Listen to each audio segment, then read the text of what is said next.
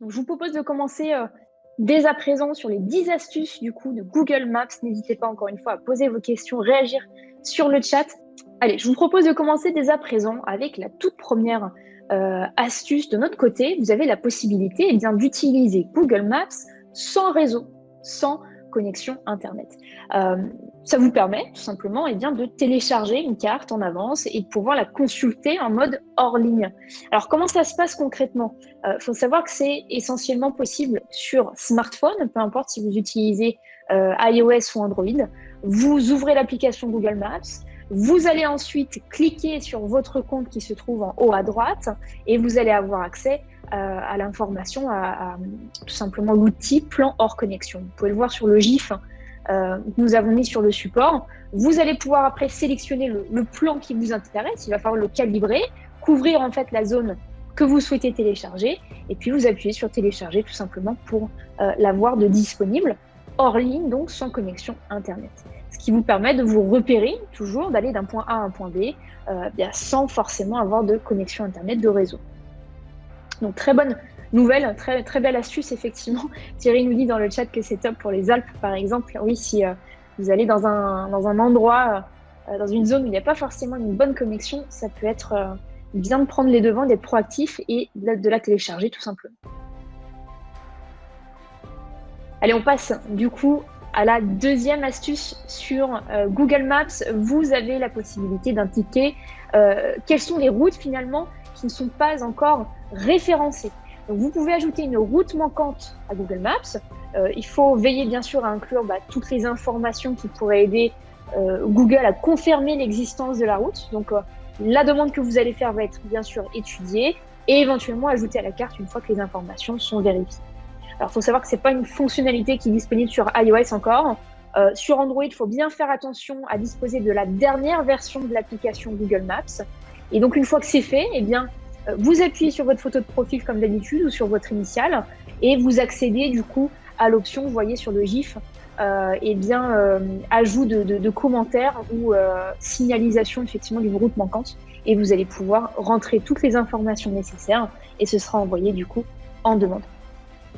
Donc les instructions sont bien disposées lorsque vous souhaitez effectivement ajouter ce petit signal et du coup Google va le revoir et tout simplement après pourquoi pas le mettre en place sur leur carte une fois que les infos sont vérifiées.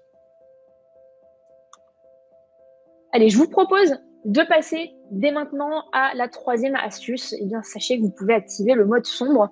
Déjà pour des raisons d'esthétique, il y a pas mal de personnes qui préfèrent le mode sombre et puis ça permet aussi pourquoi pas d'économiser un petit peu de batterie. Donc, on va pouvoir, dans les paramètres de recherche sur Google Maps, donc il faut bien aller sur le menu puis paramètres de recherche. Vous allez sur l'option apparence, comme vous voyez sur le GIF actuellement ici, et vous allez pouvoir du coup cocher thème sombre et l'enregistrer, ce qui vous permettra d'avoir un thème vraiment très, très sombre, donc un écran noir, pour éventuellement utiliser Google Maps. Je vous propose de continuer avec la quatrième astuce sur Google Maps. Vous avez la possibilité de personnaliser l'icône de votre véhicule. Effectivement, lorsque vous utilisez Google Maps, vous allez pouvoir changer d'icône. Une petite voiture rouge, plutôt un 4x4 ou bien un truck. Vous avez pas mal de possibilités ici. L'idée, c'est que quand vous lancez du coup la navigation sur Maps, une fois que vous ouvrez l'application, vous n'avez qu'à appuyer en fait sur la petite flèche bleue ou du moins l'indicateur bleu qui représente en fait l'endroit où vous êtes actuellement, et vous avez le choix entre une voiture rouge, un camion vert, un minivan jaune.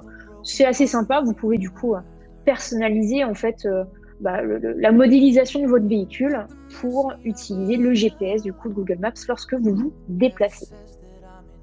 Donc c'est une petite astuce assez sympa et principalement du coup à utiliser bien sûr sur smartphone.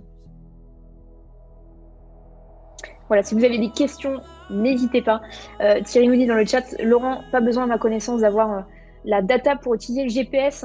On revient toujours à l'astuce de tout à l'heure pour effectivement la carte hors réseau.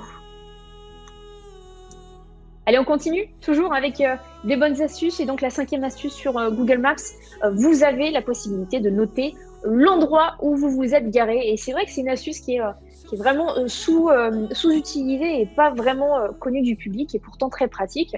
Je pense que ça vous est déjà arrivé de ne plus d'avoir du mal tout simplement à retrouver votre voiture, à retrouver où vous étiez garé. Et grâce à l'application Google Maps, vous allez pouvoir en fait indiquer votre position là où vous vous êtes garé pour pouvoir retrouver votre véhicule, bien sûr, plus tard.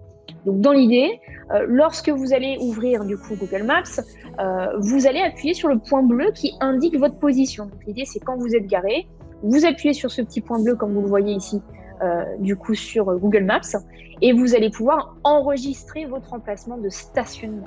Donc c'est enregistré dans Google Maps jusqu'à que vous souhaitiez tout simplement le supprimer, parce que vous allez pouvoir le supprimer après, tout simplement en recliquant sur ce point, sur cet indicateur représenté par un P, donc comme place de parking, et vous allez pouvoir du coup supprimer l'indicateur, l'emplacement de stationnement. Donc, très pratique pour retrouver son véhicule, surtout si, encore une fois, on se gare en centre-ville par exemple, et on n'a pas forcément de facilité à le retrouver. Une bonne petite nouvelle si vous êtes véhiculé. On continue avec la 6e astuce, du coup, sur...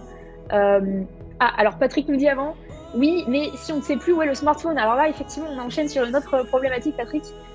Pour le coup, c'est une bonne question. Si vous n'avez plus de smartphone, j'imagine que vous pouvez peut-être activer des options pour retracer, retrouver votre smartphone, mais là, effectivement, ça complique un petit peu la tâche. On est bien d'accord. Du coup, on reprend sur la 6e astuce. Comment partager votre localisation en temps réel? On vient de voir comment effectivement sauvegarder son emplacement de parking. Ici, on va pouvoir envoyer, partager sa localisation en temps réel. Si vous utilisez d'ailleurs WhatsApp, c'est quelque chose qu'on peut déjà faire sur cette application-là. Donc, c'est possible sur Maps. En vous connectant sur l'application, vous allez pouvoir du coup, comme toujours, cliquer sur votre photo de profil ou votre initiale de votre compte, bien sûr, et puis vous cliquez sur partage de position ou nouveau partage. Vous allez pouvoir choisir pendant combien de temps vous souhaitez partager votre position, ce n'est pas forcément limité, et vous allez pouvoir sélectionner des contacts à qui partager, à qui envoyer votre localisation en temps réel. Très pratique, notamment, je prends l'exemple, là ça fait de l'humour dans le chat effectivement par rapport aux femmes, mais je prends l'exemple de pas mal de personnes qui marchent la nuit ou le soir assez tard, et on peut se sentir un petit peu en insécurité, ou même sans parler de questions de sécurité, ça peut être très pratique, par exemple pour envoyer sa localisation à un ami, la famille, qu'on puisse se retrouver tous ensemble et se suivre, et donc se retrouver à un point en particulier. Donc très pratique pour ces cas d'usage-là. Donc n'hésitez pas à partager votre localisation en temps réel, et donc les personnes pourront suivre votre cheminement et là où vous vous déplacez, effectivement. Sébastien nous dit dans le chat, c'est très pratique pour quelqu'un en VTT ou en running. Ouais, ça vous parle du coup. C'est chouette, du coup, n'hésitez pas à l'utiliser si ce n'est pas encore fait. C'est encore une fois très... c'est optimisé, bien sûr, pour l'utilisation de smartphones. Sébastien nous dit, permet en cas d'accident. Oui, bien sûr. Très bon exemple d'utilisation en cas d'accident d'avoir une localisation. Tout à fait. Tout à fait. Allez, je vous propose de continuer avec la 7e astuce du coup sur Google Maps.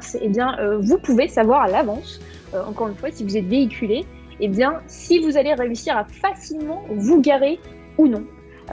C'est toujours confortable de savoir à l'avance si on peut se garer facilement, on a un petit peu d'appréhension, et avec Google Maps, ça devient possible. À partir du moment où vous lancez un itinéraire en voiture, l'application vous indique s'il est facile de se garer dans le coin avec un petit logo où il est écrit parking difficile, ou là par exemple sur cette photo-là, vous voyez qu'il est écrit qu'il n'est généralement pas facile de se garer à proximité de cette destination. Donc, vous avez des informations sur la facilité de se garer, ça vous permet en amont de vous préparer et éventuellement d'aller trouver un coin, un endroit spécifique pour vous garer si c'est difficile, aux alentours bien sûr de votre destination. Je vous propose de continuer toujours sur la 8e astuce Google Maps. On parlait tout à l'heure de VTT, par exemple avec Sébastien, vous pouvez afficher les pistes cyclables. Ça, c'est disponible bien sûr également sur smartphone, et principalement lorsque vous ouvrez Google Maps, vous allez pouvoir changer en fait le type de carte que vous visualisez. On connaît tous la carte basique et la carte satellite, mais c'est vrai qu'il y a différents types de cartes, il y en a beaucoup plus que ça. Pour ce faire, il va falloir cliquer en fait sur l'option de calque. Alors, vous l'avez ici en bas à gauche sur l'écran, sur le GIF, mais sur téléphone, le calque est représenté comme 2 feuilles qui se superposent dans un cercle. Et l'idée, c'est d'aller afficher la carte des pistes cyclables, tout simplement. Si vous êtes à vélo, en roller, en skateboard, vous pouvez facilement vous déplacer grâce à cette carte. Ça vous permet d'aller dans des endroits sur des rues ou encore une fois sur des chemins qui permettent de plus facilement faire du vélo ou tout autre type effectivement d'instrument à roues, entre guillemets. Donc très pratique, il faut juste aller sur le calque et vous choisissez l'option vélo.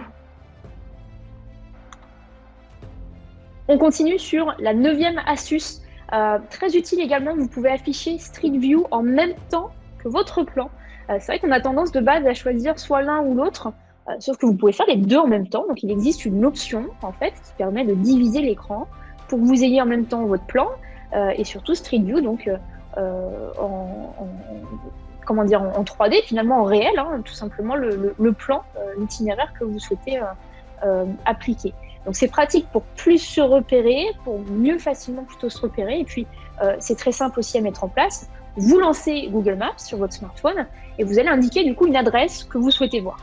Lorsque vous ouvrez le menu en haut à droite du coup de l'écran, c'est un bouton qui est symbolisé encore une fois par des carrés qui sont empilés, c'est ce fameux bouton de calque que je vous parlais tout à l'heure, et bien vous allez pouvoir cliquer sur le bouton Street View et ça vous permet d'afficher en surbrillance les roues qui sont couvertes par Street View et en même temps d'avoir cette portion, je vous disais, qui divise l'écran pour voir les deux en même temps, tout simplement. Et Patrick, je vous rejoins, c'est effectivement une super utilisation pour les piétons en grande ville. On peut autant se repérer visuellement et autant avoir le plan pour plus facilement naviguer entre les routes et les rues. Donc c'est plutôt une bonne nouvelle. Allez, je vous propose de terminer avec cette dernière astuce sur Google Maps. Vous pouvez utiliser bien sûr la réalité virtuelle. Il y a un mode qui se nomme Live View et le mode Live View effectivement incruste des informations en réalité augmentée directement sur votre smartphone, que ce soit Android ou votre iPhone. C'est une fonction bien sûr qui est à la fois pratique mais surtout spectaculaire. Alors elle est disponible qu'en mode piéton pour d'évidentes raisons bien sûr de sécurité. Mais l'idée, c'est que lorsque vous allez rechercher votre destination dans l'application, vous allez pouvoir cliquer dessus sur la carte. Quand vous cliquez sur le bouton donc itinéraire en bas de l'écran, là je vous pointe sur le support, ça va bien sûr vous calculer le meilleur itinéraire par Google Maps et surtout vous allez avoir ce bouton Live View qui va s'afficher. Qu'est-ce que ça fait concrètement? C'est vrai que là, c'est pas forcément illustré sur le support, mais concrètement, vous allez pouvoir en fait lancer l'appareil photo de votre smartphone et en direct, vous allez pouvoir viser les bâtiments qui sont autour de vous. Et après quelques secondes, Google va afficher des informations en réalité augmentée pour vous aider à vous rediriger. Donc, lorsque vous pointez avec votre smartphone les alentours, les bâtiments aux alentours, eh bien Google va en réalité augmentée, vous affichez des petites indications, des indicateurs, tout simplement pour vous diriger et aller à destination si nécessaire. Ok? Donc ça, c'est plutôt, encore une fois, très pratique pour plus facilement naviguer, marcher, et donc vous repérer autour. Et puis c'est assez aussi ludique, plutôt sympa à utiliser et assez fun, assez spectaculaire, comme je vous le disais, si vous ne l'avez pas encore assez testé. Alors Sébastien nous dit le bouton n'est pas encore actif chez moi, mais comme la zone n'est pas couverte en Street View, c'est peut-être pour cela. Effectivement, je pense qu'il va y avoir un rapprochement entre ces deux-là. Alors je ne pourrais pas vous le confirmer à 100%, mais ça m'a l'air d'avoir du sens. Sans oublier, on termine toujours sur cette astuce-là. Sachez, et je vais vous le mettre dans le chat de ce webinaire, vous avez du coup dans le support un lien vers un chouette article de blog qui a été du coup écrit par nos soins en janvier cette année. Et donc sur cet article, vous avez des informations sur comment utiliser ce fameux Live View et donc naviguer avec la réalité augmentée. Vous avez pas mal d'informations qui vous permettent de creuser le sujet et d'aller un petit peu plus loin.